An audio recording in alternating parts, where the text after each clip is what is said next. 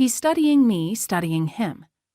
He glances around the back lane, and his smirk blooms into a smile. The car parked in the darkest spot between the light posts must be his. His shoulders tighten as he secures his hold on Katie and moves to step back. He's going to make a run for it. Some might think having 5 brothers pound on a far smaller and weaker little sister is terrible.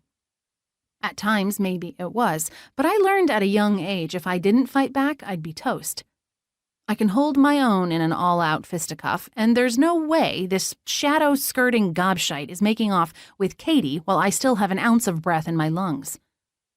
When he checks over his shoulder, I seize his moment of distraction and launch.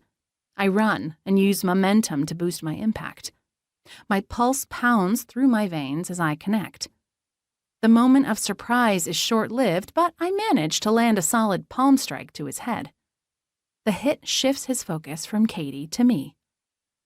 Twisting her free of his grasp, I shove her toward the back door. Go! The iron grip on my shoulder makes the world spin. Hot breath washes my cheek, and the scent of cinnamon and pine trees assault my senses. He shakes me like a rag doll, and my brain rattles in my skull. I fight my way free, but the violence of it knocks me flying forward. Off balance, I go down. The asphalt bites into my hands and knees, and I hiss. My palms take the worst of it, but I scramble into a crouch. He's between the pub and me, so my option is fight, not flight. Game on, asshole. With a banshee scream, I rush him, head down, shoulder first. He cushions the hit, and we fight and grope. I'm outweighted and outmuscled. That's nothing new. Hellcat works for me. I'm clawing at his face while I slam my boot heel into the top of his foot. He curses and grips my elbow with bruising force and pulls me against his broad chest. Twisting with all my weight, I make a solid grab for his crotch.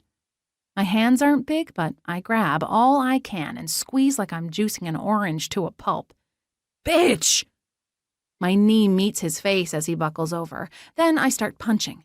I don't stop when he drops to the ground. I don't stop when he's got his arms over his head. Lost in a rabid rage, I lose track of the world around me. The roar of fury brings him bursting back to his feet. He lifts me off the ground like I weigh nothing and slams me into the trunk of a tree. Pressed face first against the rough bark, I try to push back. I've got nothing left. I twist in his hold but get nowhere. Where his palm presses between my shoulder blades, his touch burns my skin. Prickly tingles zing into my cells and my senses explode. I groan and he lets me go, sinking to a heap on the pebbled ground. My vision fritzes and my head goes woolly. Blacking out is a bad idea. I try to stay conscious, but you've got fight in you, King of Mac Cool. I'll give you that.